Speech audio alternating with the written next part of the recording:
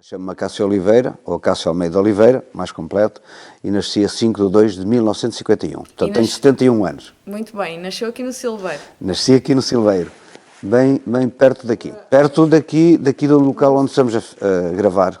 Portanto, tanto do lado da minha mãe como do lado do meu pai, nós nascemos no seio, no meio da aldeia. Ainda temos casas lá. Os seus pais já eram de cá, portanto? Já eram de cá, nasceram cá. O que é que eles faziam? O meu pai foi moleiro, portanto, nasceu na Silveira, nos Moinhos da Silveira, que hoje estão desativados.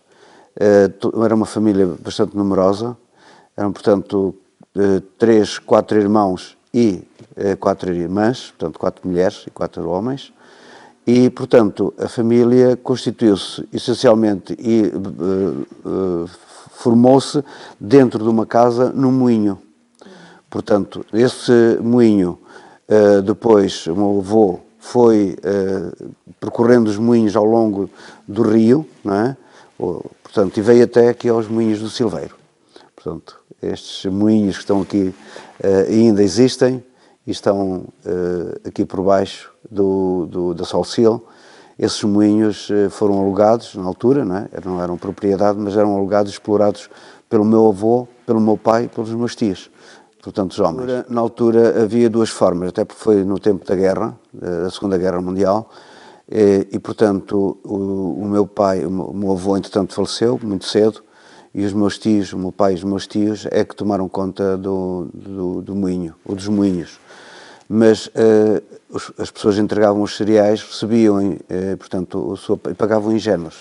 Portanto, aquilo era, deixavam uma parte dessa colheita, do milho ou do arroz, que havia muito arroz, aqui eram zonas dos arrozais, ainda existem, e portanto como cevada, ou como centeio, como outros grãos que pudessem ser, e ter que ir ao moinho.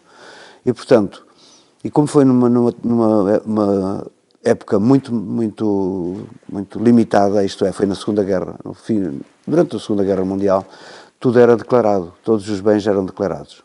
Tudo aquilo que entrava no moinho era declarado e era controlado pela GNR de então. E, portanto, era só dada uma parte ao agricultor, a outra parte era entregue ao Estado para ir para a frente de batalha. Portanto, Portugal, nessa altura, já era um fornecedor de bens e de alimentos para a frente da guerra. O Estado vinha cá buscar ou tinham que ir entregar a algum sítio? Era na estação da IE, estação de caminho de ferro. Portanto, ia em carros de bois, não é? Até lá, e de lá seguia para nas carruagens, nos comboios, seguia para Lisboa, ou para onde eles entendessem que fosse melhor, para um porto, ou para outros lados, para seguir ou mesmo até via terrestre, para seguir para a frente de batalha. O seu pai tem outras memórias das dificuldades que atravessaram aqui na aldeia com a guerra? Tem, porque o meu pai andou na candonga, chamada candonga do arroz. O meu pai, porque eles faziam o seguinte, não declaravam tudo, entravam por trás, alguns cereais, e as pessoas mais abastadas, ou não abastadas, mas aqueles que tinham posses, eles iam de noite com sacos de arroz ou de milho, e iam pelos caminhos, para não serem controlados, porque havia vários controles, com sacos nas bicicletas, a levá-los às pessoas para ficarem com eles e para poder abastecer o gado, ou mesmo até a própria casa, ou os seus trabalhadores, para poderem sobreviver àquilo que era realmente as restrições e todo o racionamento que havia na altura. Porque o racionamento houve em todos os alimentos, no açúcar e outras coisas mais, não é?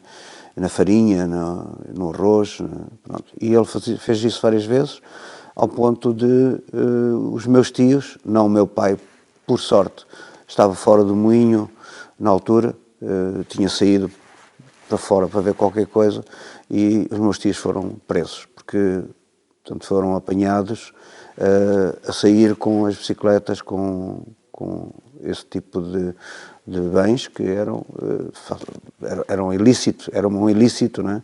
Na altura, porque era a chamada candonga, não era contabilizados e passavam por aquele registro obrigatório de entrada e saída. Tiveram presos algum tempo, o meu pai ficou fora, entretanto o meu pai e mais portanto foram 2 que foram presos, e o outro irmão, as irmãs não, porque as irmãs eram mulheres e estavam a servir, e portanto naquela altura pouco estudavam ou nada, né? Tiravam a primeira ou segunda classe, quando sabiam escrever o nome saíam, os homens não, iam até à 4ª classe e portanto depois de ter a 4ª classe estavam prontos para a sua vida profissional. E portanto foi ele e o outro irmão que conseguiram, com muito esforço naturalmente, e saída de ouro de dentro de casa, em penhor, para poder tirar os meus tios da prisão. E, portanto, isso deu um abanão muito grande à família, do lado do meu pai. Do lado da minha mãe, a minha mãe, casualmente, não é muito hábito, mas 2 irmãs casaram com 2 irmãos. E, portanto, foi interessante um tio, portanto, 2 irmãos, e virem casar com 2 irmãs. Portanto, são tios a dobrar, não é? Porque era assim. E, portanto, do lado da minha mãe, não, foi mais pacífica, uma vida mais dentro daquilo que era a vida dos meus tios, que foi sempre, portanto, ser marceneiro. O meu pai também foi. Depois disso, por simplesmente abandonaram os moinhos, não puderam continuar, porque foi proibido, foram proibidos de continuar, devido a essa situação, sim, devido a essa situação, foram proibidos, e então eles tiveram que enverdar por outras profissões, que o meu pai também já sabia, já tinha aprendido, com o meu avô do lado materno. Portanto, o meu avô paterno morreu muito cedo, foi mortalmente atropelado numa bicicleta por um carro, na altura já havia carros, poucos, mas havia, na descida de Oliveira do Bairro para aqui para o Silveiro, abandonaram o corpo. E, portanto, ele faleceu muito cedo, parte do meu pai. Parte da minha mãe foi um bocadinho mais tarde, mas também ficaram só as mulheres. Os meus avós não conheci. Eu não nasci a tempo de os conhecer. Portanto, eles já tinham falecido. Conheci as minhas avós, sim. E a família da sua mãe? A sua mãe dedicavam-se à agricultura, ou outros ofícios? Portanto, da parte dos meus tios, foi sempre a parte da marcenaria, não é? Carpintaria e marcenaria, e das mulheres, foi sempre o servir. Portanto, serviam. A minha mãe esteve a servir na casa de uma irmã, mais velha. E pronto, e como esteve a servir, foram sempre mulheres de agricultura. A minha mãe trabalhou nesta quinta que está aqui, fazia parte da quinta, Doutor Graça, trabalhou aqui muitos anos. E era uma mulher pequena, mas com muita força. E eu, enquanto criança, que fui o primeiro filho a nascer, andava por esta quinta, de mão dada com o proprietário da quinta, a explicar-me o que era isto, que era aquilo, que era aquilo outro. E, portanto, enquanto criança, ficava num berço, numa canastra, como se costuma dizer, que aqui se chama, uma canastra, um cesto feito em vidro, né? E aí dormia a cesta e aí ficava, porque as abas da canastra eram mais altinhas para eu não poder, enquanto bebê, saltar para fora desse berço que era feito artesanalmente. Então, a sua mãe trabalhava na terra desse proprietário? Levava-o para o campo com ela. E o que é que cultivavam nessa terra? Nesta aqui, tudo. Esta foi das famílias mais ricas e continua, agora talvez já não, mas na altura era das famílias mais ricas daqui do lugar, da aldeia do Silveiro. Quais eram as famílias com mais posses daqui do Aqui é Doutor Graça, portanto, família Graça, que ainda hoje tem uma filha que é viva, foi médica, é médica, não é? Tinha a parte daqueles que tinham sido imigrantes, imigraram e iam voltando com posses, não é? E esses voltavam para fazer o quê? Fazer as suas casas e ter os seus negócios. Portanto, mas isto arrastou-se muito tempo. Agora, dentro daquilo que era, no meu tempo de criança, a mais rica do Silveiro, e que abrangia uma grande área de terreno, toda esta parte aqui, atrás onde estamos, isto era deles, era a família Graça. Portanto, que era dono, ele era médico e era também dono da clínica do Oié. Portanto, onde a minha mãe veio a trabalhar mais tarde. O que é que se cultivava aqui, mas na Que era aldeia milho, no geral? era milho, essencialmente milho. Havia azeite, havia vinho, já vinha também. Havia todos os cereais, possamos ver, o arroz. As marinhas estavam muito distribuídas e ainda estão muito distribuídas, porque cada um tinha a sua marinha. Quase todas as famílias tinham uma marinha, ou duas ou três, conforme as suas posses. E, portanto, por isso é que todos estes arrozais que ainda estão agora entregues a uma empresa, os donos já não os rentabilizam e até acabaram por as abandonar, podendo elas estar inscritas em seu nome, mas já não ninguém liga às marinhas, porque as marinhas não valem por si só, os bocados que cada um tinha não valem, não têm valor, não há nenhum valor para elas. Num conjunto tem valor e dão, até há pouco tempo sabia, até uns 3 ou 4 anos, que lhe davam em espécie, o explorador dava em espécie um saco de arroz ou 2, conforme a parcela que cada um tem. Portanto, já não é significativo. Aqui havia o milho, os cereais eram importantes, não é? Havia, como disse, havia muita batata, havia também as leguminosas, portanto, tudo o que fosse leguminoso também, e isto tudo tinha a ver com o quê? Com os mercados. Havia o mercado em Oliveira do Bairro, mas havia o de Águeda. Portanto, a Praça de Águeda era realmente um ponto de encontro, porque da Serra desciam para vir à Águeda buscar, portanto, os cereais e também as leguminosas. Da minha família também houve aqui perto da minha mãe, uma irmã da minha mãe, em que matava os porcos, criavam os porcos e iam para todos os sábados vender ao mercado de Águeda. Tudo aquilo que fosse parte de enchidos, portanto, eles criavam-nos, portanto, distribuíam as peças de carne conforme elas eram vendidas, já levavam daqui tudo, iam num cavalo e numa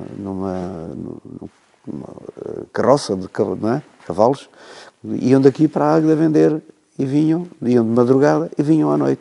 Isto era a vida deles. A minha mãe também teve uma coisa, por trás da casa que é minha hoje, havia, portanto, cavalaristas.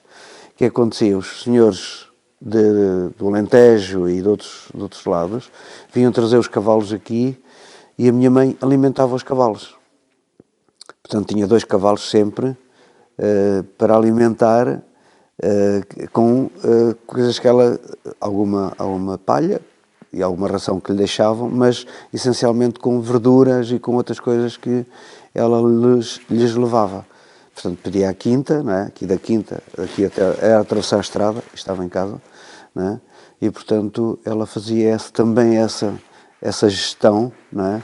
De poder ganhar algum dinheiro alimentando os cavalos que não eram de cá, eram do Alentejo ou do Ribatejo e vinham-nos trazer aqui. A produção aqui do Silveira, além de ser para a subsistência da população, era para venda e para abastecimento de outras povoações aqui à volta. Era porque fazia um mercado. Aqui em Oliveira havia um mercado. Havia um mercado mesmo no centro da vila. Em Águeda era mais forte, era muito mais forte, como ainda hoje é, porque de muitos lados da serra, Caramulo e daquela zona serrana, ainda vêm muitas pessoas à Águeda, como vinham, buscar aquilo que não tinham na serra. Porque não havia determinadas coisas, não havia na serra, não havia o arroz, não havia o milho, ou se havia pouco, porque as terras não davam para isso. Ainda há pouco falava que era mais a pastorícia, né? Podiam trazer lá de cima os rebanhos, alguns carneiros, cabritos, etc., que vendiam e que pudessem aqui fazer a transação daquilo que não havia cá. Mas aqui também havia gado, toda a gente criava gado em casa. Eram os porcos, que dava dinheiro, e por isso é que temos aqui a zona da Bairrada com a parte do leitão. De onde é que eles iam? Iam daqui, exatamente, eram criados em casa e os porcos portanto, os leitões eram vendidos para a zona da Mielhada e abastecida. Agora não pode, não é? Mas naquela altura era assim. Eles criavam para vender e criavam também para se colocar na salgadeira, que era um meio de subsistência, em que era do meu tempo e que não havia frigoríficos e, portanto, a salgadeira era o que mantinha e que era o meio sustento da casa. As pessoas vinham das outras povoações, ou havia uma feira específica, mensalmente ou semanalmente aqui, porque levavam daqui para outras feiras, que também tinham periodicidade, não era? Sim, As sim. de fora. Sim, havia a Feira da Palhaça, também, onde era gado, essencialmente gado. Produtos mais de, portanto, cereais e leguminosos, portanto, as couves, as batatas, etc, etc, e tudo para Águeda. Quantas vezes por semana? Todos os dias? Então, Ou todas as semanas. Não sei, não posso historiar para trás se efetivamente era mais, com mais frequência.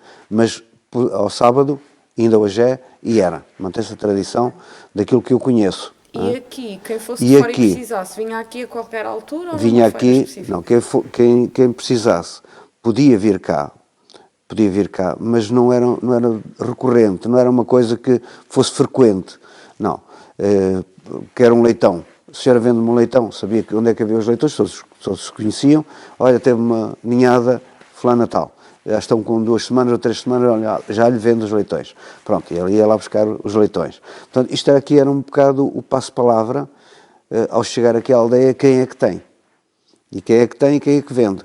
O gado ia daqui para a Palhaça. Aí é que era feita a transação do gado. Era sempre na Palhaça o gado? Aqui na região, aqui, estamos a falar no Concelho de Oliveira do Bairro, e para lá, de Vagos, portanto já passava para Oca, vinham às trocas, fazer a troca e as compras e as vendas. Portanto, vendiam uns, compravam outros. E era portanto, a feira do gado, onde efetivamente se faziam grandes negócios.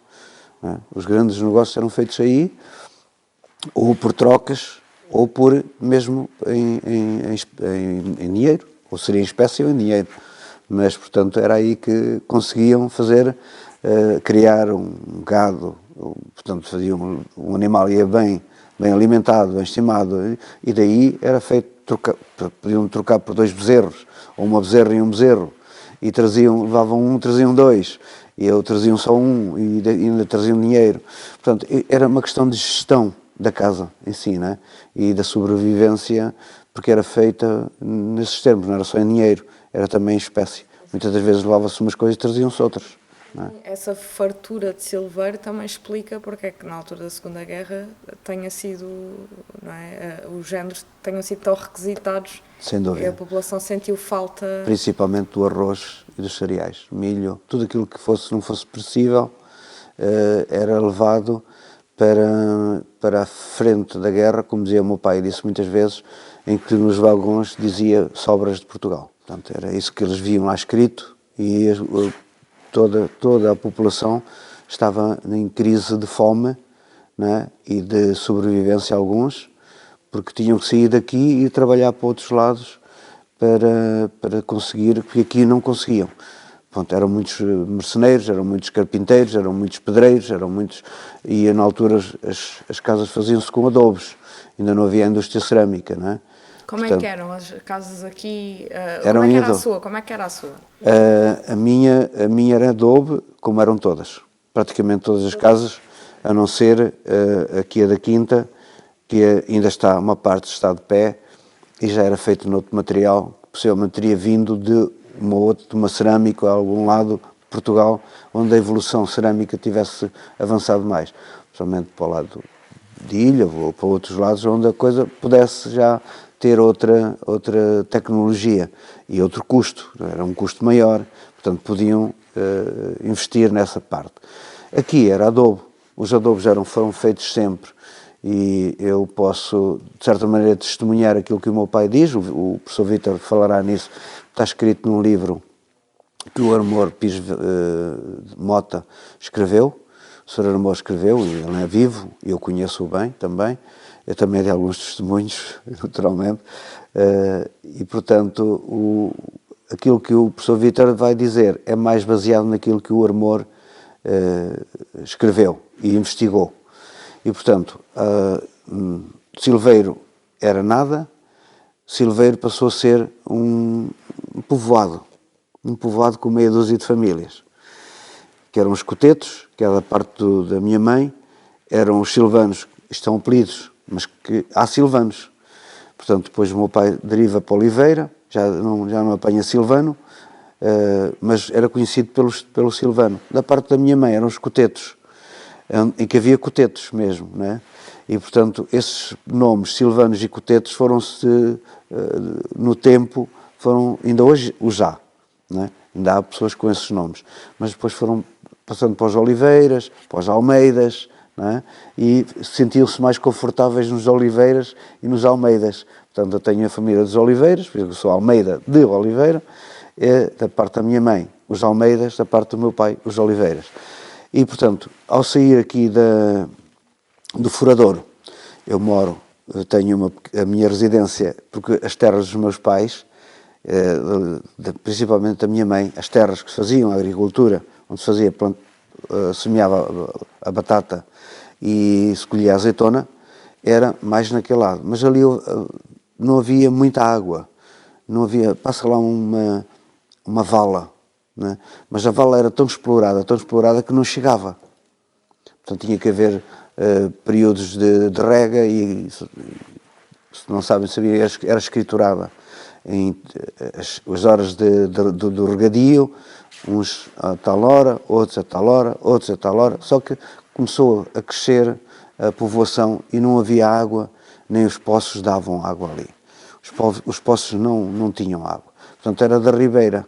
A ribeira, em anos de seca, por simplesmente tudo, não se fazia nada, não havia agricultura. Então, o que é que eles fizeram? Eles começaram a transferir-se aqui para cima para se ir mais para o lado do rio. Este rio aqui, que é o Rio Levira. Então, saem dali, começam a fazer as casas e aqui chamam-lhe o Barreiro, esta zona central do Silveiro chamam-lhe o Barreiro. Porquê é que foi o Barreiro? O Barreiro era mais alto. O Barreiro, neste momento, é mais pequeno. Começaram a fazer os adobos com palha de milho e de arroz, em que amassavam tudo, e este era um sítio onde havia bom barro, ainda hoje o há com certeza debaixo do chão, que constitui o Largo do Barreiro, como é assim chamado e conhecido, porque aí todos faziam os seus adobos para construir as suas casas. Portanto, a madeira era a madeira de pinho ou eucalipto. Portanto, nós tínhamos pinho aqui, temos eucalipto também. O pinheiro veio mais tarde, aliás, o eucalipto veio mais tarde, mas o pinheiro já existia. E, portanto, era daí que faziam toda a estrutura para as casas e não havia vigas. As telhas já havia telha, naturalmente. Havia já quem as produzisse e eram cobertas, portanto, em telha, mas a telha era a rústia, aquela telha lusa, que era muito, era assim, muito rudimentar, não era feita com máquinas, acho que era feita com moldes ou até mesmo manualmente, colocando a telha num determinado molde, pondo-a a secar, etc, etc. Portanto, isso tudo fez parte de uma nova geração, de uma geração que estava ali e que teve necessidade de se deslocar para aqui. Então, os meus pais e os meus avós, que, segundo aquilo que eu sei, também por ali passaram, porque havia lá terras, nós tínhamos lá terras. Ora, tendo terras, naturalmente que estivemos por ali, os nossos ancestrais estiveram por lá. Só que eles não conseguiram sobreviver lá e então decidiram vir para aqui. E aqui foi quando começaram a fazer as casas em adobo. Todas as casas do Silveiro que eu saiba, com exceção desta, eram feitas em adobo. Lá dentro os quartos eram muito pequenos, eram extremamente pequenos, só cabia a cama e pouco mais. A sala era sala e cozinha, portanto, e as casas de banho eram retretes cá fora. Portanto, não havia casas de banho aqui, sim, uma casa senhorial, com certeza que sim, mas na maior parte das casas, daquilo que eu conheço, as retretes eram fora.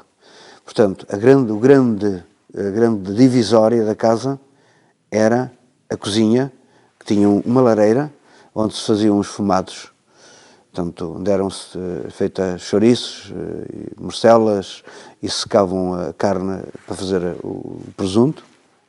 Não se fazia muito, mas fazia-se algum também, mas principalmente os enchidos.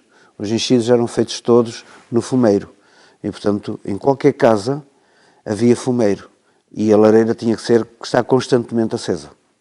Quer fosse no verão, quer fosse no inverno, ela estava praticamente sempre acesa. Com pouco ou com muita lenha, estava acesa. Portanto, os quartos eram conforme a necessidade da família. A casa era feita em função da família. Portanto, se a família era numerosa, tinha que ter mais quartos. Tinham quartos em cima, tinham quartos em baixo. Não é? E, portanto, tinha sempre uma parte que era a adega, onde alguns tinham mais possibilidades, que tinham vinho, tinham que ter uma adega à parte para esmagar o vinho, para fazer o vinho fermentar. No caso da minha mãe havia uma adega, depois passou para o lado da minha tia, dividiu-se a casa, o conjunto de casas, e a adega ficou do lado da minha tia, não ficou do meu lado, ou do nosso lado. E, portanto, na parte do meu pai não havia. A única coisa que havia era, efetivamente, quartos, salgadeira, portanto, a parte onde havia as salgadeiras, as caixas para preservar os cereais, certo? Caixas de madeira que eram especiais, por causa da traça, e, portanto, eram fechadas e, portanto, a batata também era colocada lá, em montes, em pilhas, e era conservada com ramos de eucalipto por causa da traça também, na altura também já se fazia isso, e com outras ervas que punham por cima, e, portanto, era uma forma de poder, aquilo que se secava podia ser secado, a fava podia ser seca, as nozes, onde as houvesse, podiam também ser conservadas, as castanhas também, não havia muitas, mas podiam também ser conservadas, e aquele espaço era realmente onde era a despensa da casa, onde se podia ir comprar, onde se podia ir buscar aquilo que mais fazia falta. E o que é que se comia mais? Comia-se mais batata, grelos, portanto, aí vamos na parte gastronómica, grelos, couves, não é? Que havia muitas, mas havia uma coisa que não havia, e que havia perto, que era o peixe. A sardinha vinha, portanto, as vendedoras de sardinha vinham da Costa Nova, da Barra, vinham a pé, possivelmente algumas já depois mais tarde em bicicleta, não é? Mas traziam as canastras e vendiam, faziam aquele ritual da venda da sardinha, quando passavam, vinham a buscar a sardinha à porta, e então aí a sardinha era cozida, e era chamado escorrido. O escorrido era feito, e todos comiam do mesmo lado. Era feito, cozia-se a batata, cozia-se a couve, não é? Depois cozia-se a sardinha e era colocado portanto, em cima da panela com a água quente, muito quente, colocava-se então a batata, a couve e a sardinha. E o azeite por cima, para quê? Todos comiam naquela gamela, vamos chamar assim, porque ele tinha furos, a água ia escorrendo, e, portanto, logo que estivesse escorrido, então deitava-se o azeite e todos comiam, sabiam que comiam uma sardinha, outro comia outra sardinha, portanto, todos respeitavam, e respeitavam essencialmente os mais velhos. Pessoas mais idosas eram os primeiros a comer, iniciaram a comer. A broa era o pão que se comia. O pão de trigo, chamado pão de trigo, era raro entrar dentro de casa, mas era a broa que se cozinhava nos fornos, que também existiam na cozinha. Naquela lareira grande havia sempre um forno para assar ou cozinhar o pão. O pão era cozinhado, mas não se usava muito o pão de trigo, porque o farinha de milho, pura, em si era mais cara. Como era mais cara, a broa durava muito mais tempo e, portanto, era uma forma mais sustentável, era mais forte, era um pão mais forte para ajudar a alimentação. Então era a broa, o escorrido, e o bacalhau entrava poucas vezes, era a comida dos ricos, não é? Muito raramente, só em alturas festivas, e não se comia galinha. Embora se houvesse galinhas, as pessoas tinham eram os ovos. Os ovos as galinhas praticamente não se comiam. comiam-se na Páscoa, matava-se uma galinha quando ela já era muito velha, não é? E, portanto, não se usava muito a carne de galinha. Porco, sim. O porco era o sustento da casa. Desde a banha, para a conservação dos rojões, onde havia a parte realmente em que eles ficavam ali metidos na banha. A banha servia para os fritos, a banha servia para o condimento, a banha servia para tudo. Portanto, o azeite também era muito poupado porque era caro.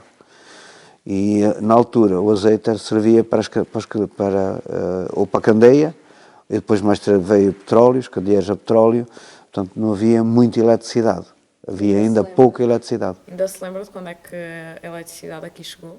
Não posso precisar, mas eu acho que aquela que chegou cá, na altura em que eu já era nascido, antes de ser nascido, antes de 51 ela chegou. Só que nem todos tinham, eles eram para os edifícios públicos, para as escolas, não é? Portanto, porque fazia-se inverno rápido, e essencialmente para alguns edifícios que pudessem ser mais, ou algumas casas que pudessem ter mais condições, a eletricidade não estava espalhada na rua pública, não estava, ainda não havia iluminação pública nessa altura, portanto, se fosse preciso andar de um lado para o outro, andava-se com um candeeiro, ou com uma candeia, portanto... havia muitas formas de caminhar, ou com uma tocha, também se podia usar uma tocha para ir ao corral, ou para ir aqui, ou para ir acolá, às vezes o animal estava a parir, ou qualquer coisa, e era feito com candeias, ou ajuda, para ajudar portanto, ao nascimento do animal. Portanto, tudo isto era um bocado às escuras, vivíamos às escuras, por isso nos deitávamos cedo, e nos levantávamos também logo ao raiar do dia. Portanto, os dias eram feitos em função do tempo. As horas eram ouvidas através do relógio da torre Ninguém tinha relógio, ou poucos tinham relógio. A torre dava a indicação da hora, e nos campos comia-se nos campos, naturalmente, que havia alguém que levava.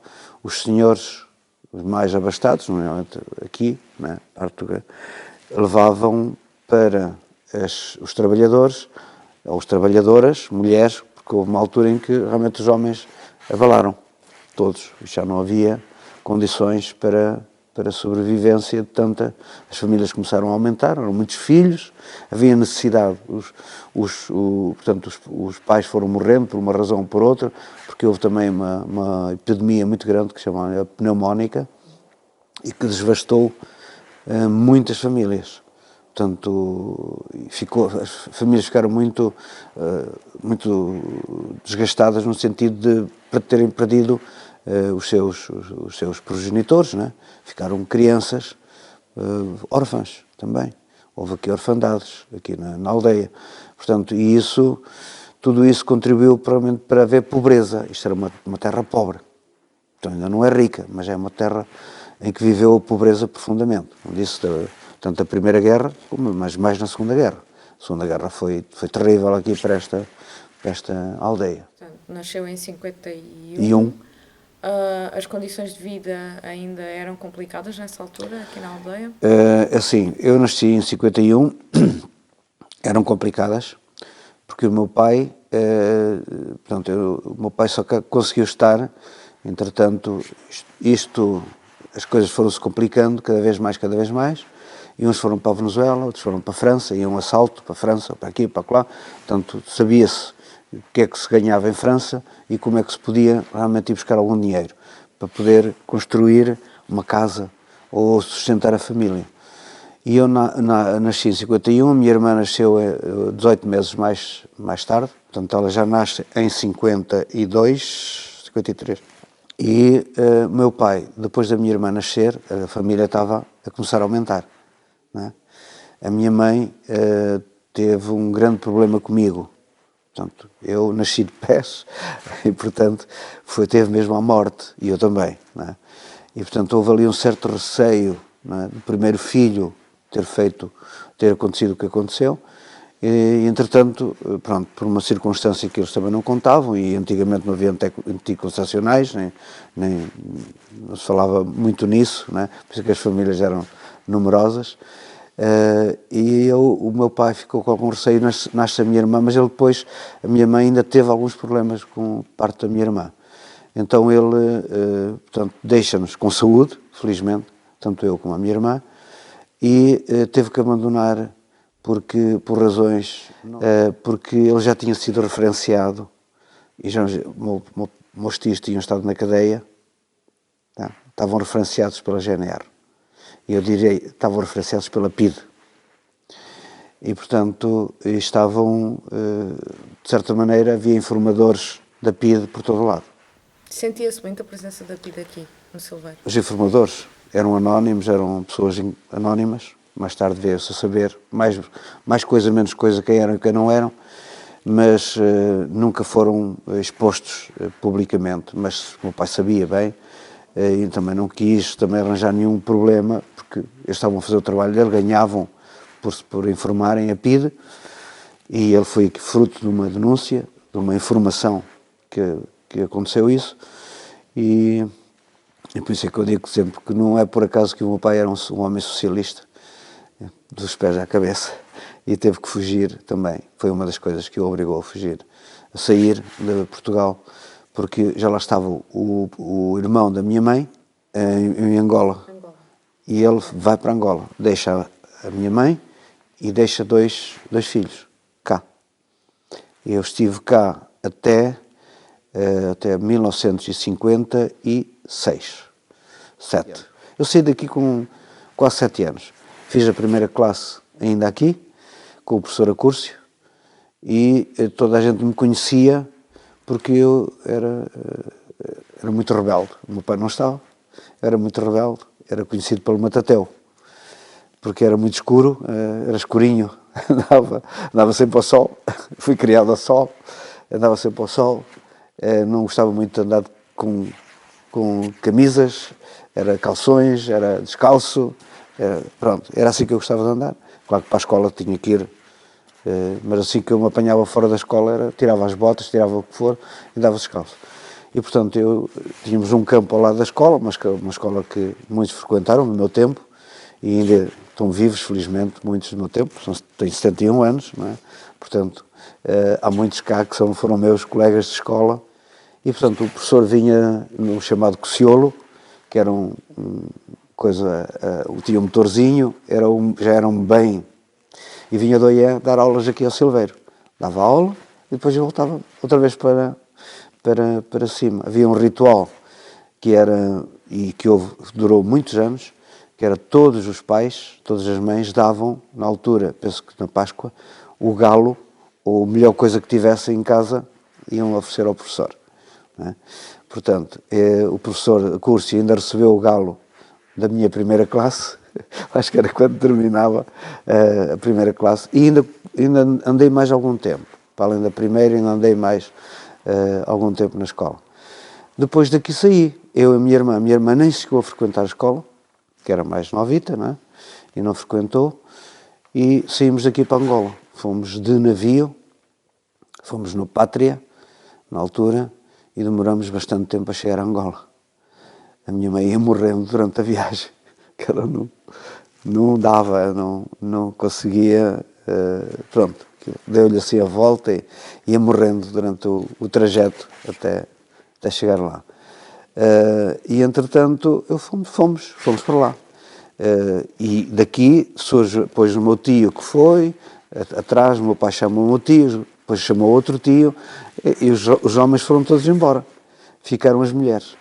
Primeiro, depois fomos nós, eu e a minha irmã, e assim, não aconteceu com todos, atenção.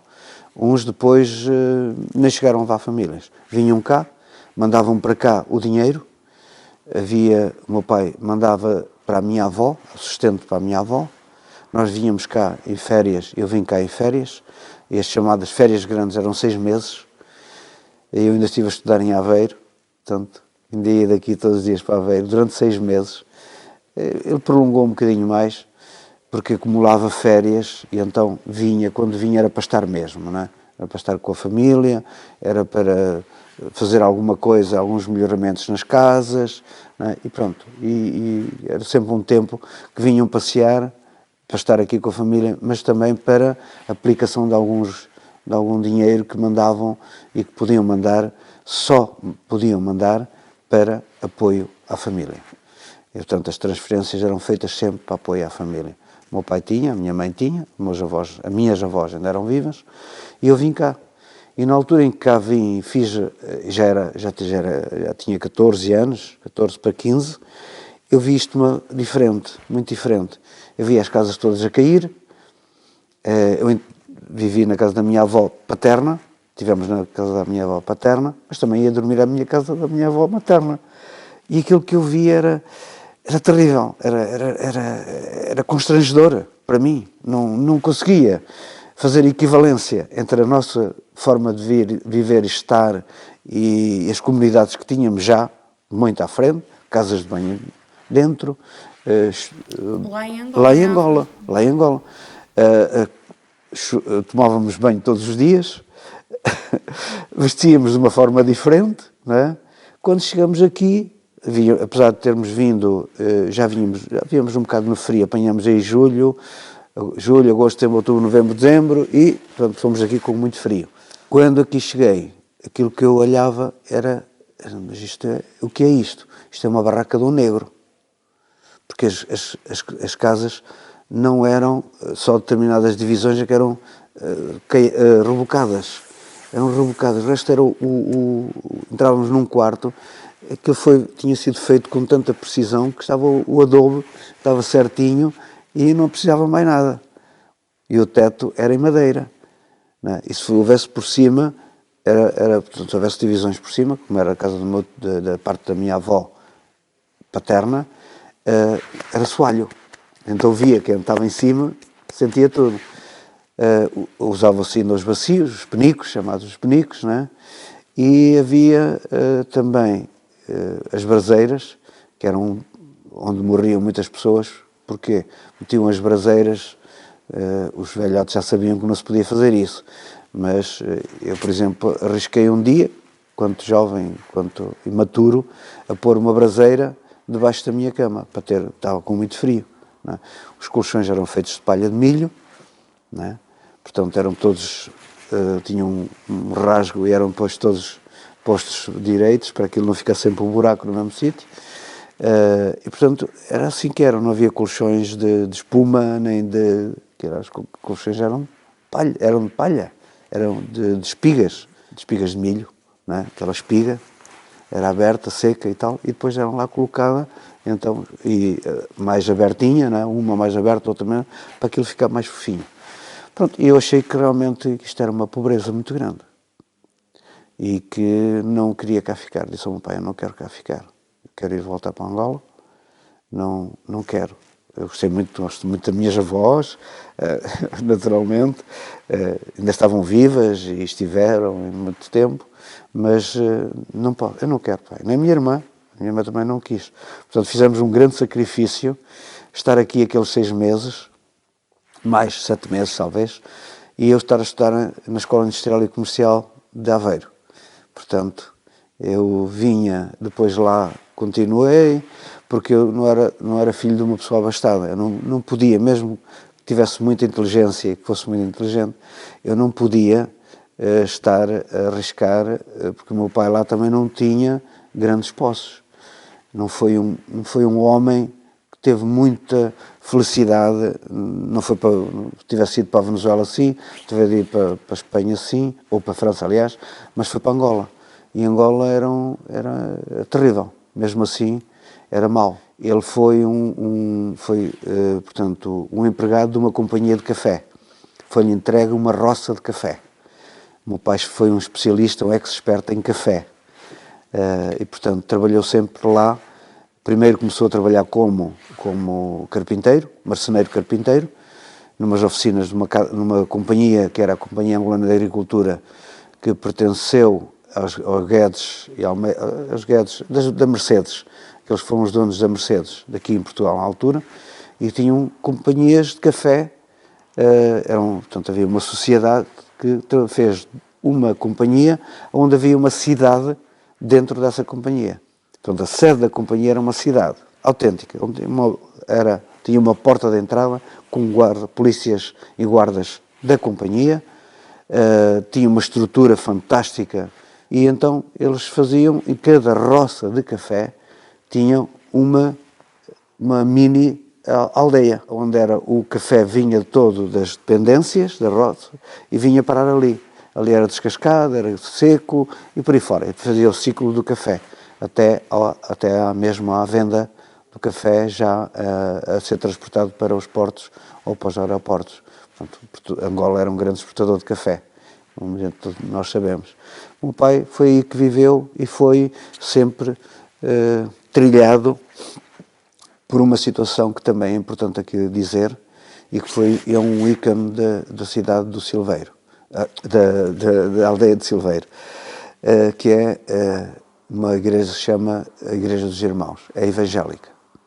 Os meus avós foram fundadores dessa igreja, evangélica. Ela existe, está aqui, daqui a ver-se, se calhar, ali em cima, mesmo na bifurcação, que vinha dar à casa dos meus pais, dos meus avós maternos, e ia também dar à casa dos meus avós paternos.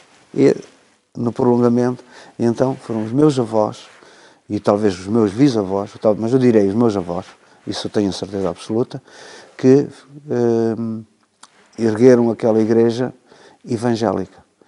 Portanto, que era contra a sociedade atual portanto, de Salazar e do Estado Novo. O Estado Novo deu uma certa abertura, pouca, mas deu, e aqui o Silveiro foi peregrino, de certa maneira, nessa abertura que foi dada. É fundada, eu não sei precisar o ano, mas eu era pequenino, já lá ia, não é? Mas os meus avós já iam, portanto, teria sido na altura do meu pai, era meu pai, portanto, 30 e ali para a altura depois da guerra. Mas pode-se precisar, porque ela deve estar aí em algum livro, deve estar escrito isso. E, portanto, sim, no livro do Amor deve estar, está de certeza. Porque foi um ícone, é um ícone, aquela igreja. Ela existe, é frequentada ainda por muitos familiares meus, né? Eu também sou evangélico. E, portanto, daí a raiz da minha... Eu fui educado dentro da Igreja Católica, num colégio católico, fiz o crisma, mas estava com o ADN, estava cá. Portanto, casei com uma mulher evangélica, em África, em Angola, em que realmente havia economismo. E, portanto, os católicos davam-se bem com os evangélicos, com os protestantes. Não vamos chamar protestantes, porque aí íamos para a Igreja Anglicana, e não é isso. Porque Angola foi muito colonizada pelos Estados Unidos e por missionários do Canadá e dos Estados Unidos. As missões, todas as missões dentro de Angola, a grande maioria eram evangélicas. Portanto, eram médicos, que eram pastores, eram enfermeiros, eram parteiras, e trabalhavam essencialmente para os negros. Portanto, e faziam um trabalho extraordinário, em que estavam à frente do serviço de saúde dos hospitais em Angola, à frente. Traziam as tecnologias todas e mais algumas, faziam operações às cataratas, faziam operações a apêndice, faziam operações a tudo. E eram eles que faziam aos negros e faziam aos brancos. Portanto, daí que eu tive esta abertura num tempo em que me cresci, depois de ter saído do colégio, ter sido obrigado, porque era obrigado, era uma condição ao frequentar o colégio, ter também acompanhado todo o ritual da Igreja Católica Apostólica Romana. Portanto, e o meu pai levava um rótulo por trás dele. Levava este e levava aquele. Levava dois. E foi sempre controlado. Fez todo o seu percurso escolar depois em Angola. Fiz o meu percurso escolar em Angola. Lá. Exatamente. Ora, o que eu fiz foi, primeiro estava na Escola Industrial Comercial na Gabela, lá, e vim aqui frequentar. Depois saio para o Ambo. A Gabela já não tinha, era uma cidadezinha do interior, ali a uns 100 e tal quilómetros do mar, Novo Redondo e Porto Ambuim. Portanto, seria Conza Sul. E eu fui para o Ambo, onde era uma cidade, Nova Lisboa. Então aí havia a Escola Industrial, onde eu fiz secções preparatórias do Instituto Industrial, e entrei no Instituto Industrial. E faço eletrotecnia e máquinas. Daí saio já saí para a tropa, já era 1972, e eu tinha que obrigatoriamente cumprir serviço militar. E eu, antes de ouvir falar que... estava uma exposição do governo lá, em que lá era o Ministério da Fazenda, não era Finanças. Todos aqueles que entravam para a Fazenda Pública eram requisitados, faziam só recruta, especialidade, e vinham trabalhar. E eu, antes de um tempo, fiz um concurso rápido e fui para a Fazenda, para Nova Lisboa, para ver se me safava e se era requisitado. Não fui. Terminaram as requisições no ano em que entrei para a tropa. Passado 6 meses que ia terminar as requisições, porque eram já administração, eram outros serviços públicos a contestar, e então eles acabaram com isso.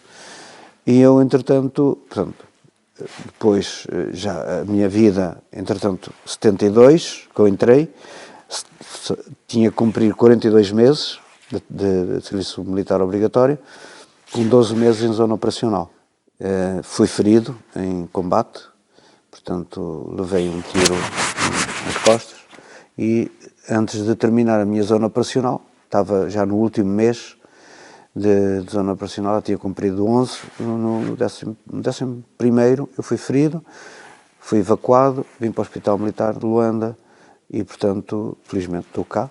Não fosse aqui um bocadinho mais acima nas carótidas, já tinha morrido, como morreram muitos, de várias formas, e, portanto, eu depois saio para a África do Sul, vou até o Coangar, portanto, já não havia, os meus pais vieram para cá, para Portugal, a minha irmã e o meu cunhado vieram também. Mas ainda antes do 25 de Abril. Ou já no 25 de Abril. No 25 de Abril. No 25 de Abril. Os teus pais regressaram a Silveira? Regressaram. Após o 25 de Abril eles voltam? Eles voltam. Ok. Eles voltam para aqui. A minha família do lado da minha esposa era toda de lá. Mas portugueses também? Portugueses. Só tinham os seus descendentes em Castanheira de Pera. Portanto, em Pera mesmo, Castanheira de Pera. Tinha uma casa lá, portanto, mas toda a vida e toda a fortuna que eles tinham da parte da minha esposa era no Ambo, onde tinham indústria de panificação, lojas, etc., casas, por aí fora. O meu sogro morre muito cedo e a minha sogra consegue, com 3 filhos, consegue sustentar e gerir, né, aquela questão da fortuna em bens, numa fábrica, né, consegue gerir. E, portanto, aliado a um cunhado, que era irmão do tio da minha esposa. Mas a minha sogra nasce em Angola e a minha mulher nasce em Angola. Portanto, temos aqui a avó, a mãe da minha esposa, nasce em Castanheira de Pera, em Pera. E aí estarem algumas bens, porque eles tinham estado em Moçambique voltaram a coisa, compraram bens, depois fizeram um negócio com uma fábrica, naquela zona era de tecidos, né, era mais tecidos, e a coisa não correu bem, e eles voltaram, em vez de ir para Moçambique, que já não queriam, foram para Angola. E então aí compraram uma fazenda, e aí se dedicaram ao gado e a outras coisas mais. Pronto, então eu, em Angola, como digo, fui ao Instituto Industrial, não consegui iniciar a minha vida profissional, bem pelo contrário, na minha especialidade, que depois deu aqui como deu com o Tratado de Bolonha, dá exatamente o curso de, portanto, já licenciatura e não bacharel. Eu não exerço 18 meses só, aqui, quando venho, mas já chego lá, vou para a África do Sul, para a fronteira, e lá tenho a maior experiência entre a saída do Ambo e a chegada ao Coangar, à fronteira da África do Sul, quando Cubango, que na altura era sudoeste africano. Tenho a experiência mais que eu podia escrever um livro, muitos foram escritos, mas eu podia escrever um livro sobre a nossa odisseia no deserto do Namibe. Namibe era do lado de Moçambique, mas era a continuação. Havia ali uma parte que também era desértica, não é? E tudo aquilo, toda a coluna, os que iam foram e nós ficamos todos nós para trás, porque tivemos muitos problemas de mecânica, e eu, como percebia de mecânica, fui sempre andando, arranjando, conseguindo. Era eu, a minha mulher, o meu cunhado, um rapaz que tinha perdido os pais, que nós adotamos, que tinham morto os pais, não é? Nós adotamos, e um negro, que também que foi connosco. Portanto, em 2 carros, um carro que eu tinha, que era um Toyota Corolla, e uma carrinha que era da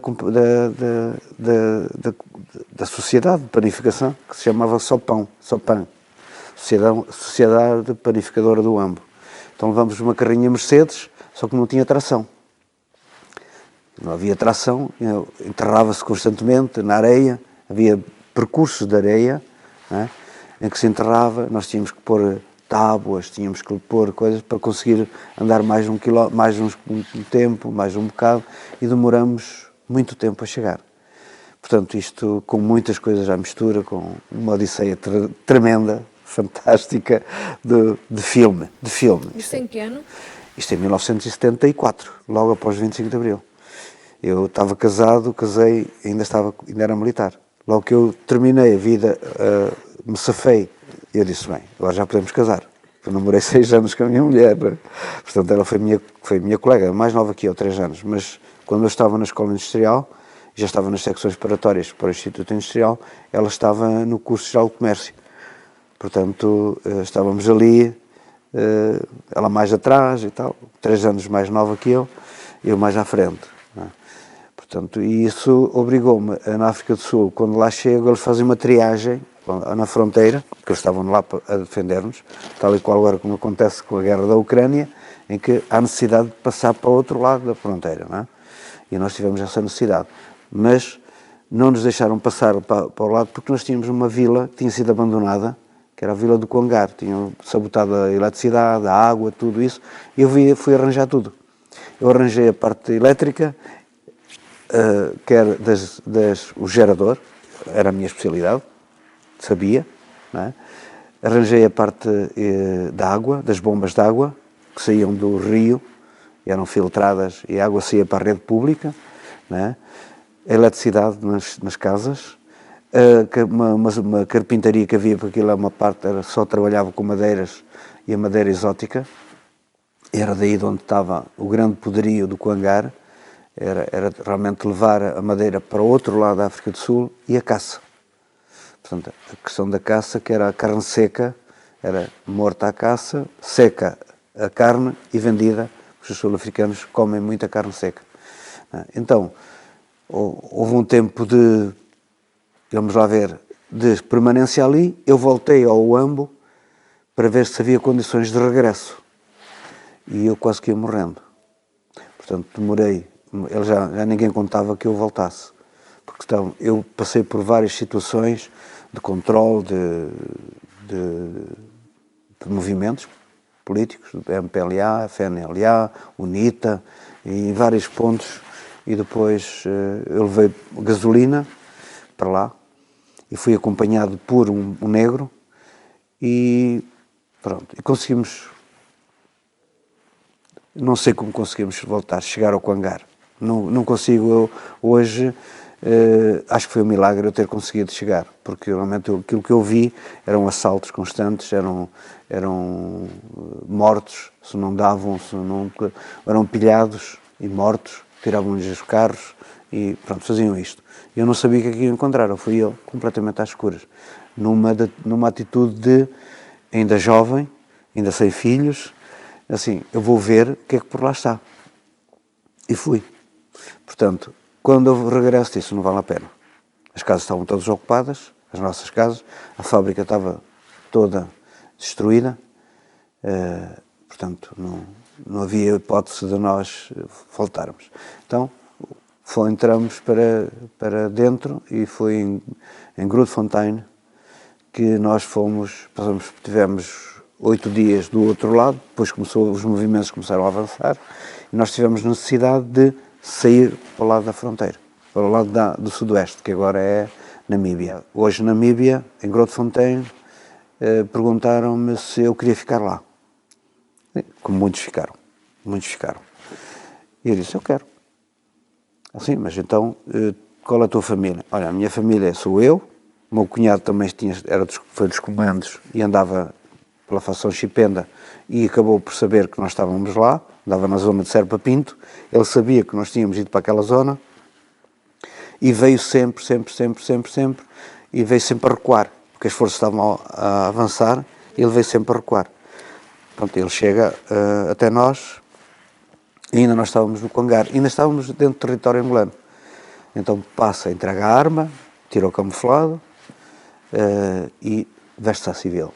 Conhece uma moça mestiça, né, filho de uma mulata e de um branco, Quental, família Quental, muito conhecida pelo comércio que praticava no Congar, e onde permaneceu, foi a única família que permaneceu lá, e nós passamos todos para o lado da África do Sul, portanto, do Sudoeste. Foi então aí que em Grootfontein me perguntaram qual era a minha especialidade, porque eu no fim era o interlocutor. Eu sabia falar mais ou menos inglês, não é? Eles têm a língua deles, não é? O afrikaner, portanto, mas eles falam o inglês também, e portanto eu fui um privilegiado. Eu era o privilegiado, era a pessoa que eles viam como o interlocutor entre toda a comunidade e a África do Sul, quando entregavam alimentos, medicamentos, gasóleo, gasolinas. Eu é que recebia a minha casa. A casa que eu tinha era a casa do dono da serração. Era uma casa grande, muito grande, onde tinha espaço para armazenagem, onde tinha uma oficina, etc. Pronto, eu realmente adquiri um estatuto para força das circunstâncias daquilo que eu sabia, daquilo que fiz. Fiz funcionar aquela vila. Não havia água, não havia luz, nem nada. Portanto, e aquilo foi assim uma coisa. E o Acácio chegou este senhor, né, e conseguiu pôr isto tudo.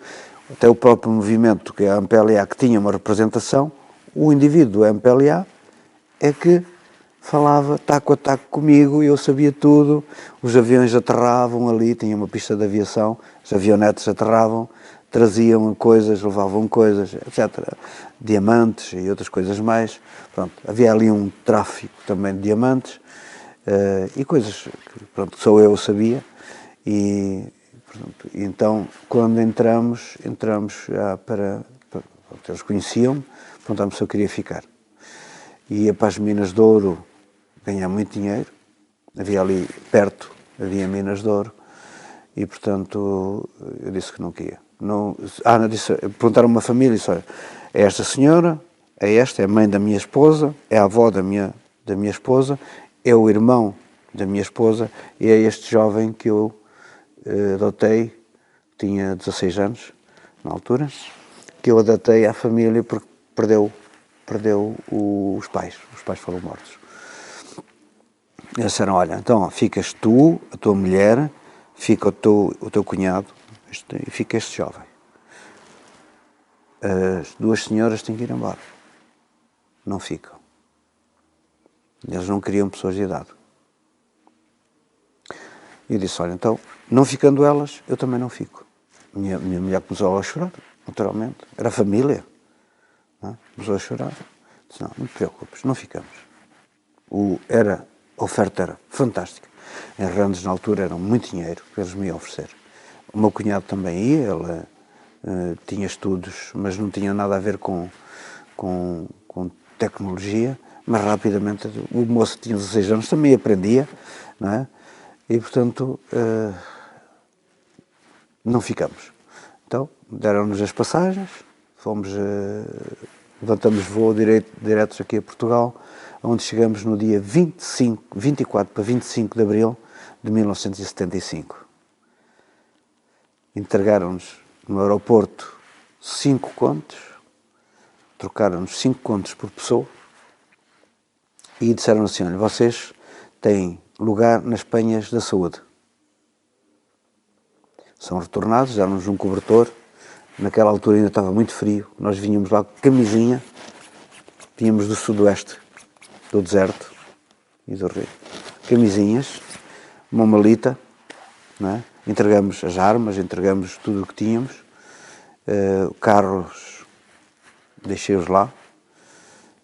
Portanto, não podia trazer. a casa tinha coisas que nós até te levamos para o outro lado, na expectativa de podermos ser alojados em algum lado, e já tínhamos eletrodomésticos, não ficava lá a fazer nada, e eles carregaram em carros do exército, carregaram aquilo, acabaram por ficar lá. Nós não trouxemos nada. Uma malinha, aqueles que quiseram, ficaram, até dei. Disse, olha, aquele caminhão tem coisas minhas, ficam com as minhas. Querem o meu carro, ficam com o meu carro. Ficam com a minha carrinha, ficam com a minha carrinha. Aquilo que vocês quiserem ficar, ficam, que eu não posso levar nada, posso levar a família e ir-me embora. Cheguei aqui, 5 contos, claro que ganhei alguns rendes. Também vendi muita coisa. Eu tinha que fazer dinheiro. Eu tinha que fazer rendes. Então os negros da África do Sul e mesmo os brancos vinham comprar madeira, vinham comprar isto, vinham comprar aquilo. Eu no fim é que era o senhor. Estava ali numa posição privilegiada, com alguns naturalmente. Tive que arranjar ali uma cumplicidade com a parte do indivíduo do MPLA e com algumas pessoas que também estavam a resguardar-me as costas e a fazer equipa comigo. Mas ali um grupo de homens, famílias, em que realmente nós vendíamos madeira, íamos à caça, secávamos a carne e vendíamos carne, só matávamos o que era necessário, e portanto cacei com um jovem que ainda hoje está lá na África do Sul, e eram caçadores profissionais, os Louçãs, e portanto o Tony Louçã, o pai deles, o irmão deles, matavam jacarés. Até houve uma altura em que se falou no óleo de jacaré com o Dr. Bernardo. Na altura, o primeiro implante foi feito da África do Sul, pelo Dr. Bernardo, e o óleo de jacaré era bom para o cancro. Então, o que é que fazíamos? Matávamos jacarés. O jacaré posso contar isso hoje, não é? Porque na altura não podia. Dentro do jacaré há uma parte que é chamada, como nós temos a vesícula, o apêndice, vamos lá, o apêndice, não é? O apêndice. E as pedras no rio Quando Cubango havia diamantes. E aquilo luzia, no fundo, e eles comiam aquilo eles atraíam, aquilo dava, e aquilo ia parar aquela coisa. Quando se matava um jacaré, ao esfolar o jacaré, a primeira coisa que se via era isso. E por isso é que os aviões aterravam, por isso é que os aviões levantavam. Portanto, e o António Louçã, eu não quis meter-me nisso, naturalmente, não quis, porque corria o risco de poder, na África do Sul era fatal isso. Em Angola podíamos fazer, as camangas, não é? Fazer a transação de camangas, mas eu nunca quis. Nunca meti de ser sempre o António Louçã, família Louçã. Ou seja, que arranjem dinheiro, resolvam, governem-se, mas eu não quero. Quando cheguei a Portugal, era para ir para as Penhas da Saúde, e eu disse não quero. Deem-me transporte para eu ir para Oliveira do Bairro. Meus pais estavam aqui já. Já tinham reconstruído parte daquilo que eram a casa dos meus avós. A minha avó já tinha falecido, e a minha mãe tinha uma parte, foi a última filha, ficou com a parte maior, portanto, da casa e do quintal e daquilo que hoje existe, que me pertence. E, portanto, eu não vivo aqui. Reconstruí, fiz 2 vivendas e pronto, estão lá. E quando chego aqui, venho. O meu pai não contava comigo, não havia comunicações. O meu pai tinha-me dado já como morto, minha família, minha mãe chorava todos os dias, não havia forma de mandarmos um correio, uma carta, ou alguém que venha dizer, sabiam que eu tinha saído para lá, mas de saber se eu estava vivo, se não estava vivo, se a minha família, relativamente à minha esposa, estava viva ou não estava, não sabiam. Portanto, quando eu chego aqui, eu venho negro, completamente negro, não é? Do sol que apanhava, cheguei aqui à estação, a família toda. Digo, o meu cunhado não, fica em Lisboa, porque a família da companheira dele já tinha vindo, estavam em Lisboa, e estavam na cadeia de Aljube. Tinham sido realojadas na cadeia de Aljube. E ele vai parar à cadeia de Aljube. Porquê? Porque toda a família, da parte da esposa, onde havia mestiços e brancos, não é? e mulatos, estavam na cadeia de Aljube.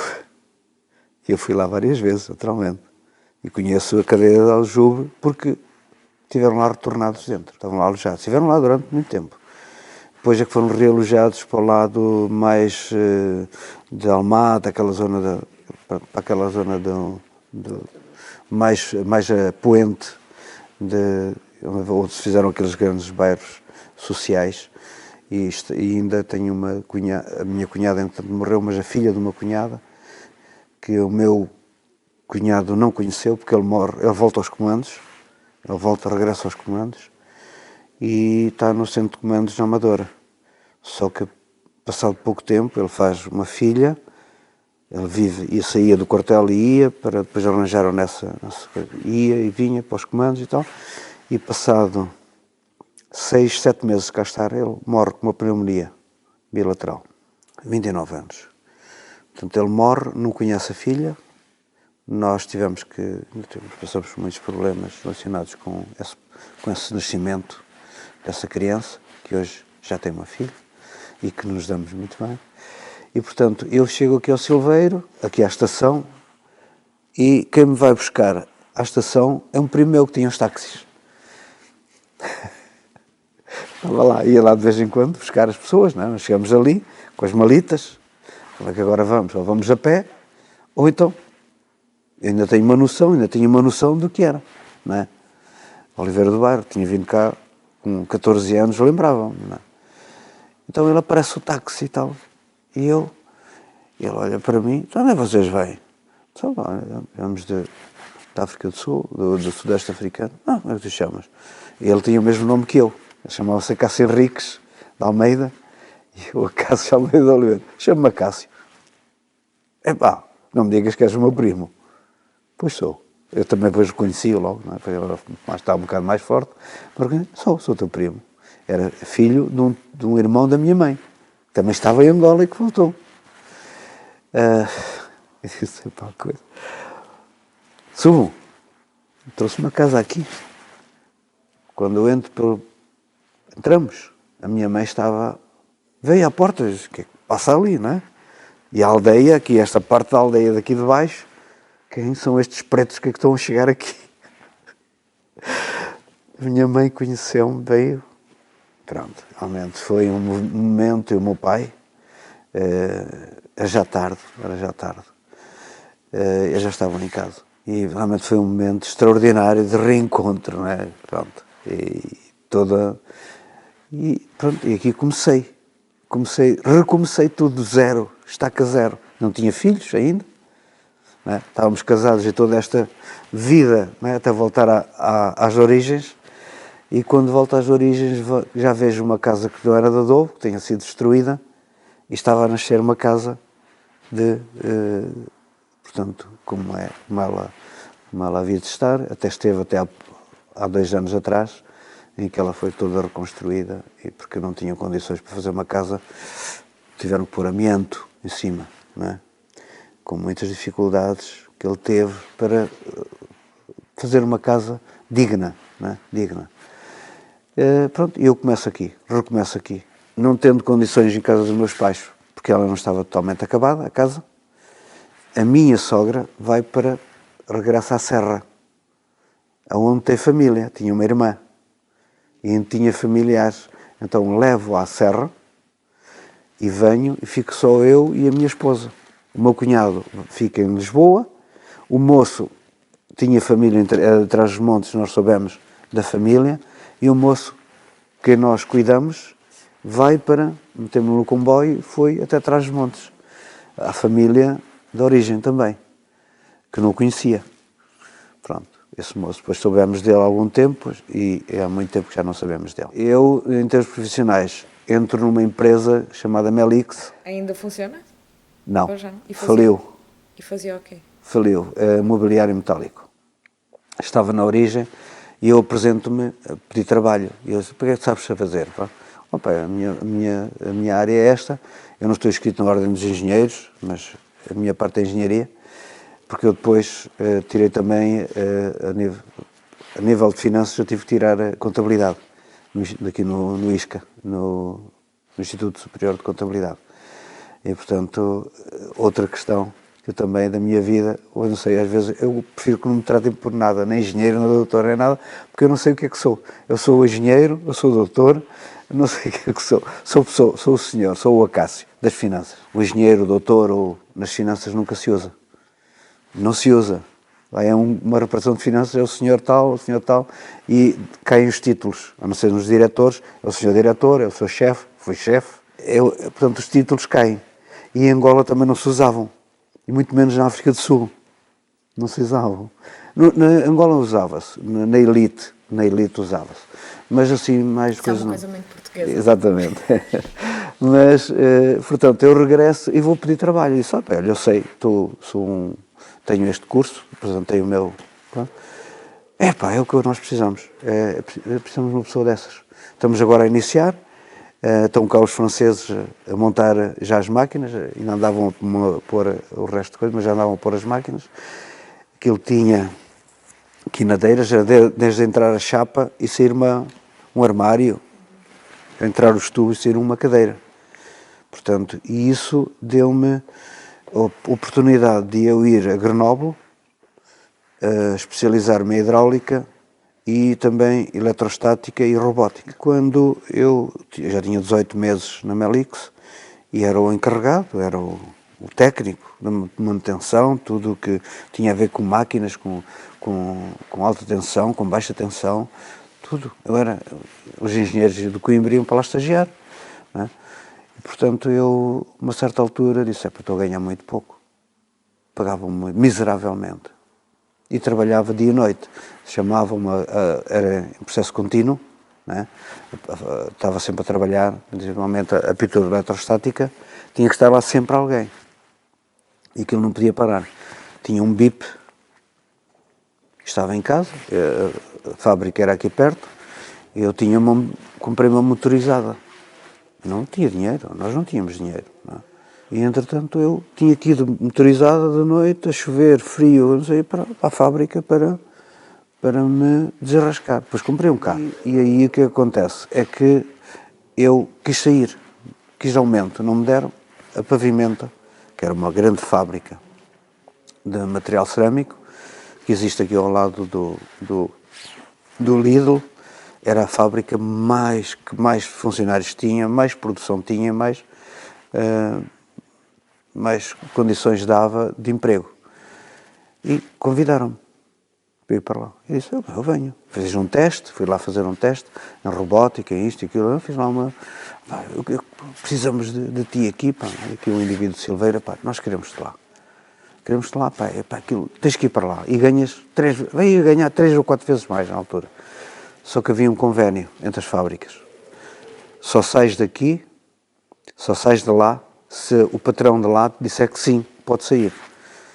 E o Adriano Estima, uma pessoa que ainda é viva, e o outro sócio, que já faleceu, disseram, não sais. Nós não te deixamos sair. Tu és preciso cá, nós damos-te mais qualquer coisa, e pá, ficas cá. Eu disse, não, mais qualquer coisa tem que ser 3 vezes mais aquilo que me dão na Pavimento. Não, tu podes ir embora. Mas não vais para lá. Te garanto que não vais pagar por nada. E eu, como tinha estado na fazenda, comecei a tratar do meu quadro de aldadidos. Disse, eu vou outra vez para as finanças. Fui à Torre do Tombo, fui aqui, fui acolá, fui acolá. A minha integração tinha uma guia que eu passei, que foi isso, foi o que realmente me valeu, que eu, quando saí da direção de finanças do AMBO, fiz uma guia para Serpa Pinto. Era o último posto avançado onde havia serviço de finanças. E eu próprio a forjei, disse que era transferido e saiu, foi publicado em Diário da República e tudo, porque eu mandei tudo, ajustei tudo aí para lá, para a publicação e tudo.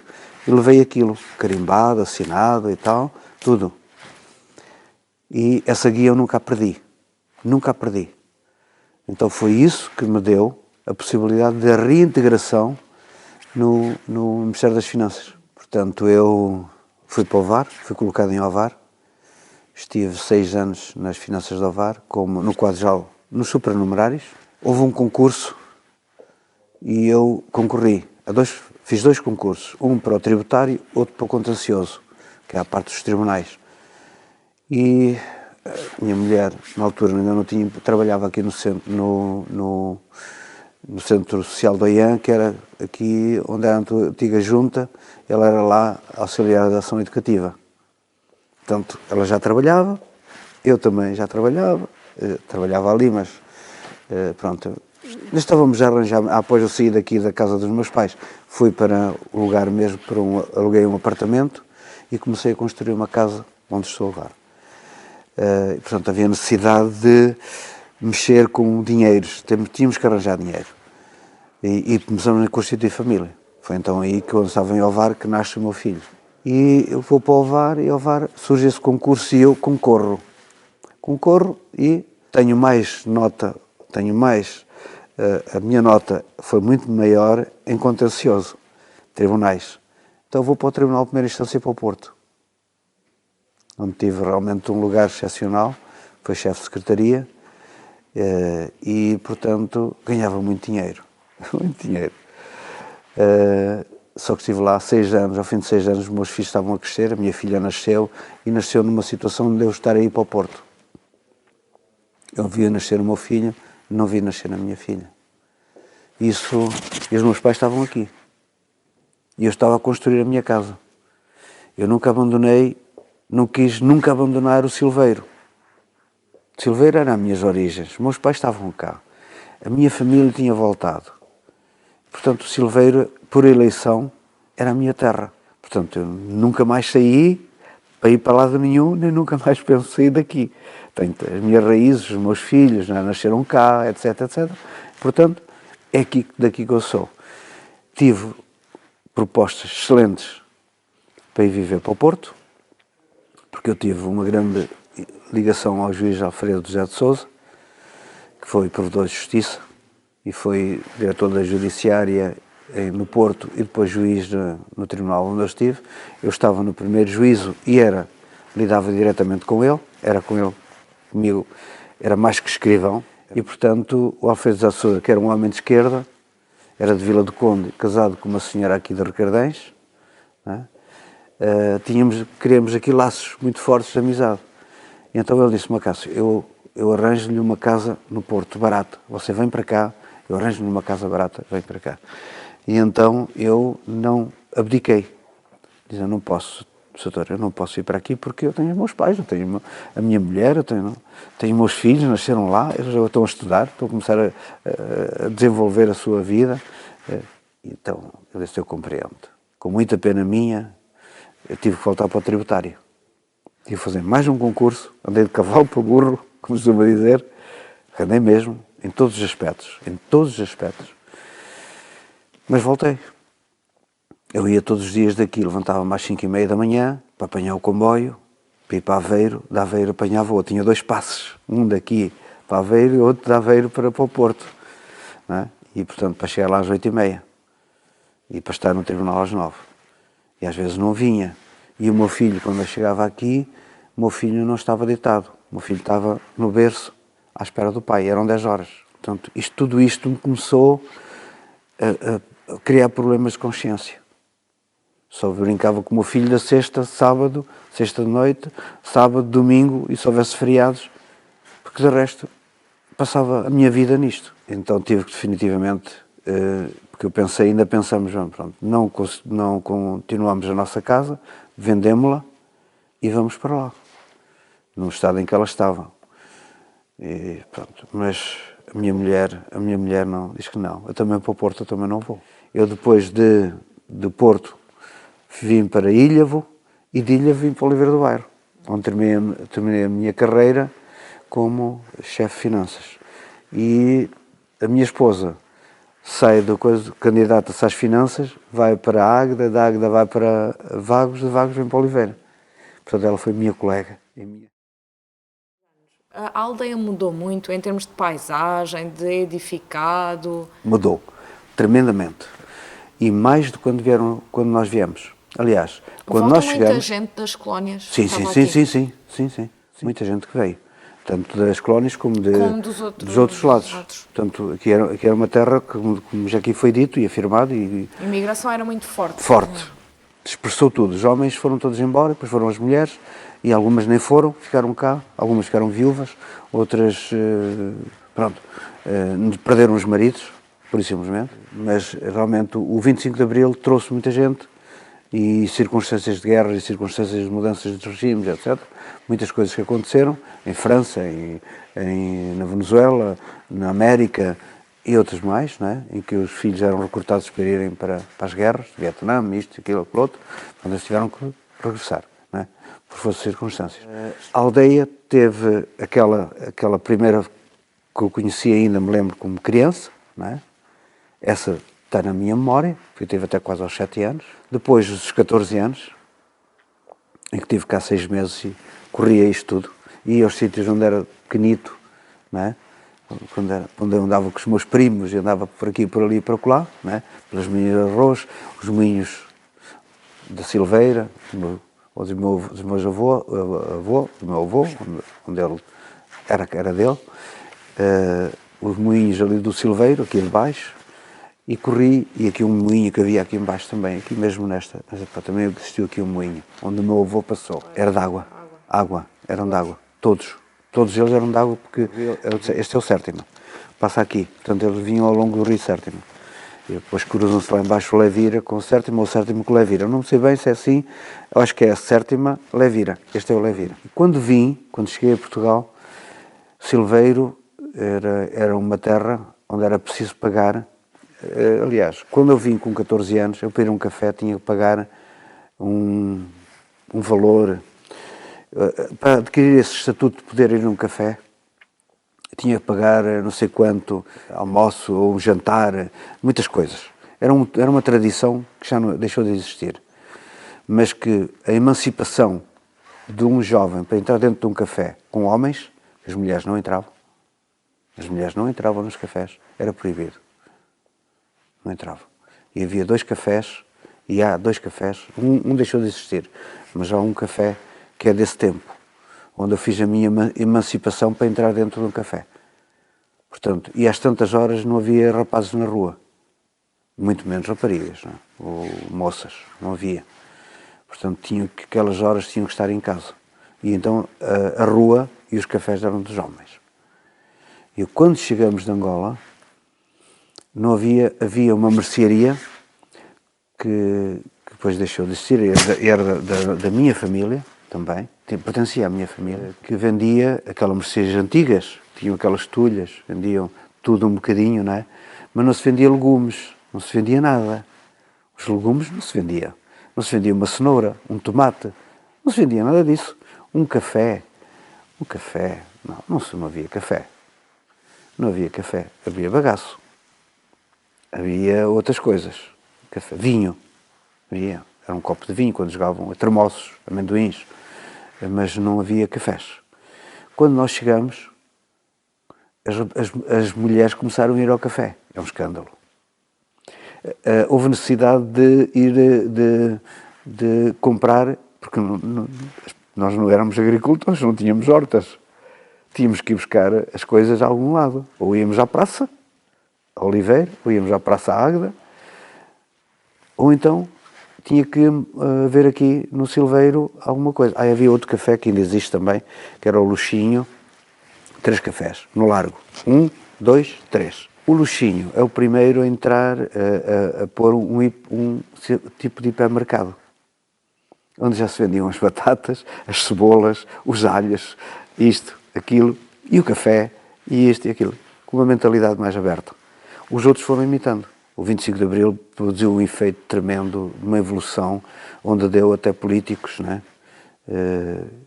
A Silveira é uma terra de políticos. Como é que foi recebida aqui a notícia? Vocês estavam em Angola na altura, não é? Sim, sim, sobre o 25 de Abril.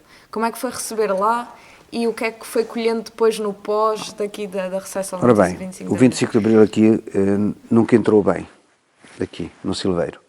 O Silveiro é uma terra de direita, portanto, de CDS.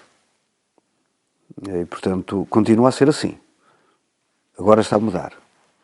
Porque os CDS são todos aqueles que eram do passado. O meu pai era um socialista, o meu tio era um socialista, eu era um socialista. E sou. E entrei como socialista, filho de um socialista, naturalmente. Porque ele já tinha, no ADN dele, por causa de tudo o que aconteceu, ele tinha essa visão sobre o Estado Novo era pernicioso, deu cabo da vida dele, da família, deu cabo de tudo. Portanto, como é que eu chego ao socialismo e como é que eu estou no socialismo de corpo inteiro e dentro da sociedade que me acolheu e de tudo aquilo que eu fiz por esta terra. Isto tem mãos minhas, tem o meu nome lá embaixo, tem ali o meu nome, não é? Sol Cielo tem o meu nome, portanto, eu envolvo-me de uma forma completamente dada à comunidade, mas nunca fui aceito, nem pelos meus familiares mais afastados ou mais diretos, que nunca tinham saído daqui, as mulheres, ou os meus primos, ou isto ou aquilo, nunca fui. Eu fui sempre o primo do comunista, e sempre o comunista queria roubar alguma coisa à aldeia ou fazer mal a quem cá estava. Portanto, o 25 de Abril aqui não entrou. E acho que ainda hoje, falar no 25 de Abril no Silveiro é um tabu. A aldeia mudou, não é? A aldeia mudou. A aldeia mudou por força de circunstâncias. O impacto é visível. Foi visível. Mas o fenómeno político não se alterou. Não se alterou. Ao nível do associativismo, também tudo o que surge aqui, mesmo falou há pouco da Socil. Da Socil. Que é um centro de dia, centro de dia, uma PSS, tem todas as valências. Tens de apoio domiciliário, a creche, jardim de infância, idosos. Foi em 1980 e qualquer coisa, porque eu estava por cá já, não é? E vieram-me convidar, eu já andava na política nessa altura. E, portanto, vieram-me convidar, já tinha ido para a associação, tinha sido presidente da Associação de Atletismo de Aveiro, fui presidente aí, ganhei notoriedade, né? Porque eu estive 12 anos como presidente de uma associação distrital. Depois também tive em várias questões ligadas à terra, no Rotários, também, sou sócio fundador. E, portanto, tudo isto me notabilizou no sentido daquilo que era feito para a comunidade. E, portanto, a Sol Cielo vieram-me convidar, como me vieram convidar para eu ser secretário. Enquanto eu andei pelo Porto, eu não podia. Logo que eu venho para o VAR, eu já podia. E pude, e dei-me de corpo e alma a esta aldeia. Dei-me de corpo e alma, como ainda me dou agora, não é? E, portanto, isto as pessoas reconhecem, quer politicamente, quer na forma da sociedade e do associativismo também, da aldeia. Atenção, estamos a falar aqui neste espaço que nasceu lá embaixo, mas que este foi negociado por mim, estes terrenos, tá? Fui eu que os negociei, e, portanto, tudo isto tem um cheirinho de Acácio, embora socialista e absolutamente discriminado. Portanto, fui candidato à Junta de Freguesia de Oiã, fui o primeiro, não fui o primeiro, mas fui o primeiro dos retornados a habilitar-me a isto, dentro do Silveiro, atenção, dentro do Silveiro, fui o primeiro político a arrojar-se, fora do contexto do CDS e do PSD, a arrojar-me a ser um candidato pelo Partido Socialista. Depois candidatei-me à Câmara e agora sou membro da Assembleia há muitos anos, da Assembleia Municipal, portanto, pelo Partido Socialista. Sou presidente de uma conselhia, estive na Distrital, no Conselho Jurisdicional da Distrital, estive na Nacional, lidei com muitos políticos, e lido com eles, continuo a lidar com eles, e a influência da minha ligação à política está exatamente em todos os dinheiros que vêm através do Acácio. A Santa Casa ainda pode recorrer, ou aquela ou outra, vem parar aqui. Porque quem está no governo é o meu partido. É um governo socialista. E eu, como sou socialista, naturalmente, o Silveiro, para já tem aqui alguma coisa do Acácio socialista. Aquilo que era primo e que continua a ser o primo do comunista. Do que é que gosta mais aqui na sua aldeia? Na minha aldeia eu moro lá em cima, distanciei-me da aldeia. mas reconstruí a casa, como eu digo, dos meus pais, está reconstruída em absoluto, reconstruí-a toda. E estão pessoas e aluguei-a, portanto há falta de alojamento e então eu fui-la com essa intenção. O que eu gosto nesta terra? Gosto das suas tradições, gosto da minha família, tenho aqui ainda muita família, gosto da parte de toda a natureza envolvente, de todo o Rio Sértima e do Levira, toda a zona dos Arrozais, onde eu vou muitas vezes. Tudo aquilo que me liga são as gentes e também quer minha família, porque eu sou de cá, minha família, e também todo o meu passado, onde eu vivi o ambiente. Eu fui uma criança que cresci no campo e que sei o sabor, sei o cheiro e tenho uma quintazinha onde eu tenho de tudo que tem a ver com plantas exóticas, com árvores exóticas, com criação, com animais, com tudo isso, que eu vivo realmente isso de uma forma muito próxima e, portanto, as pessoas realmente importam-me muito com elas. E saio daqui para estar neste momento com uma creche em Águeda que se chama Creche Shalom. As minhas raízes evangélicas estão aqui. Eu tenho muito, eu não sei se sou de origem judia, sou Oliveira, e portanto eu penso que sim, que tenho dentro de mim o judaísmo, parte judaica cristã, não é? Já fui a Israel, já esteve em Jerusalém, já corri aquilo tudo, e portanto identifico-me perfeitamente com os judeus, e os judeus passaram por aqui mesmo, não é?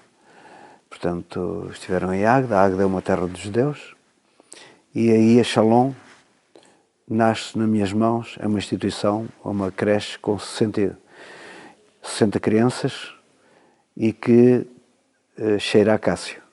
Toda a gente me chamava aqui o Acácio das Finanças, e me chama o Acácio das Finanças, lá o Acácio da Shalom. Portanto, E porquê é que eu saí daqui? Porque estava tudo feito. Nada mais aconteceu. O Centro Cultural Hélio Martins está entregue aos jovens. Os rotários estão também ainda vivos e de boa saúde. Fui eu também que sou sócio fundador. E tudo isto tem a ver com o quê? A política, eu estou nela. Sou o mais velho dos políticos ainda no ativo, não é? E, portanto, sinto-me jovem, sinto com capacidades de ainda poder dar muito a esta terra, quer politicamente, quer socialmente e quer pessoalmente. Como dizia eu, já o filósofo, tem que plantar uma árvore, tem que fazer uma viagem e tem que escrever um livro. Eu um livro não tenho escrito, mas tenho muita coisa escrita. Aliás, escrevi muita coisa para os jornais. Fui um homem que escrevi para o Jornal da Bairrada, fui durante muito tempo um homem que escreveu sobre o desporto, portanto estou muito ligado ao desporto e à infância e também, naturalmente, a todas as causas que possam ser causas nobres.